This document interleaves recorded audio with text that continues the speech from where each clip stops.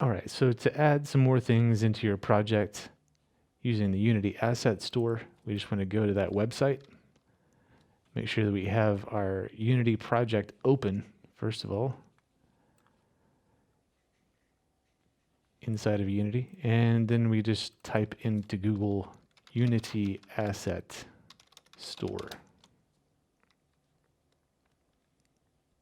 There it is.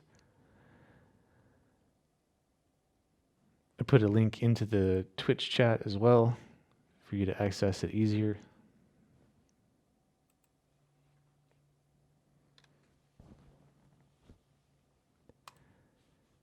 And of course, now it's taking a long time to load.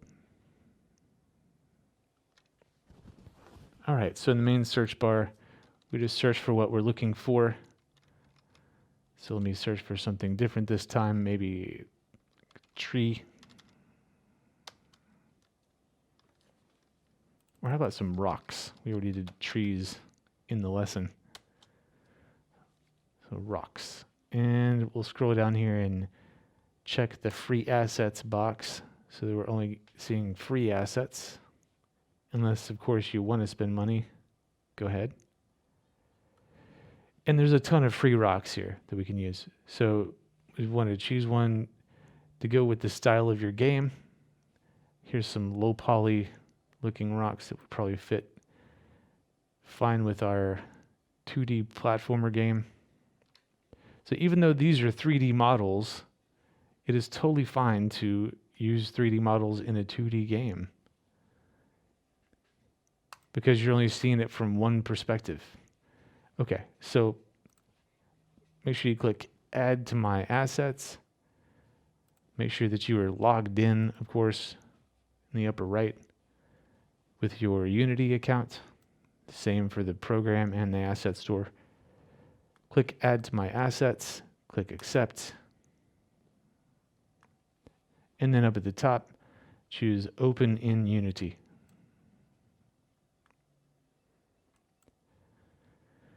Okay, so that will pop open the package manager.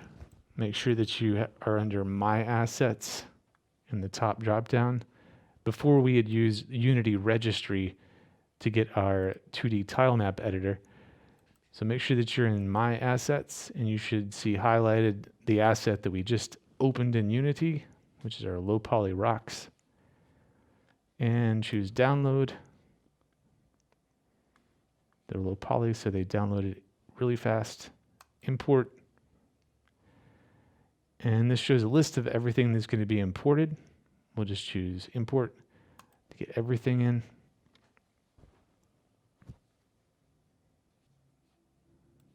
Okay.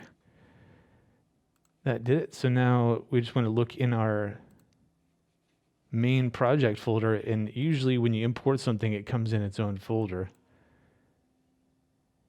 And inside of here, we've got FBX, which are the actual model files.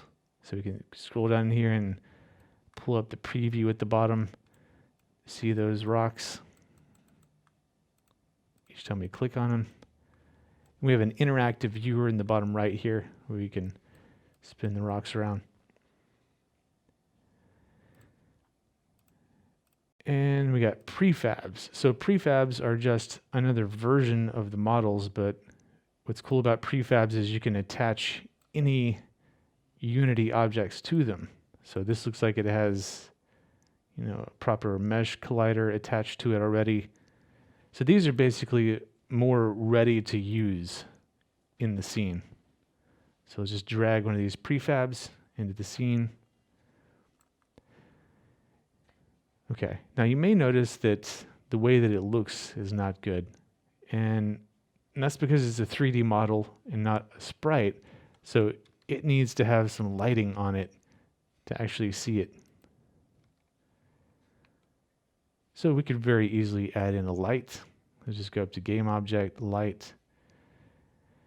And we'll just use actually we already have a directional light in our scene, don't we? Background. No, it's all unlit. Okay. So yeah, let's just add a directional light. Directional light. And a directional light is similar to sunlight, so it affects the whole scene. Boom, there we go. Now it looks great, as we wanted it to. And if we want, we could adjust that by selecting the directional light in our hierarchy, move our cursor into the scene view and hit the F key. Where is it? Make sure that your gizmos are turned on in the upper right here, so that when you select your directional light, you can actually see it right there. Okay, so if we get our rotation value, play with the different rotation values, you can see how that affects the lighting on our rock. So I want it about like that. Like it's sunlight coming down. And we could even put that as a child of the rock, but we don't need to because this is a directional light. Just kind of represents sunlight. Okay. So we have now successfully brought in an object from the asset store, and I don't like the way I can see the bottom of the rock. The perspective is wrong on that, so let's rotate it a little bit.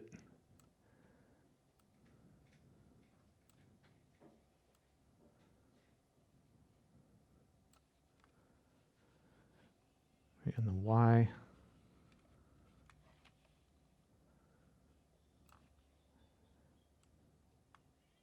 Just get it into position the way I want it to.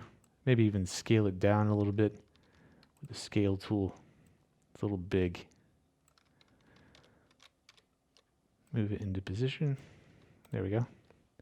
So now it looks somewhat natural in the scene. Okay, so hopefully you've learned now how to go get your own assets.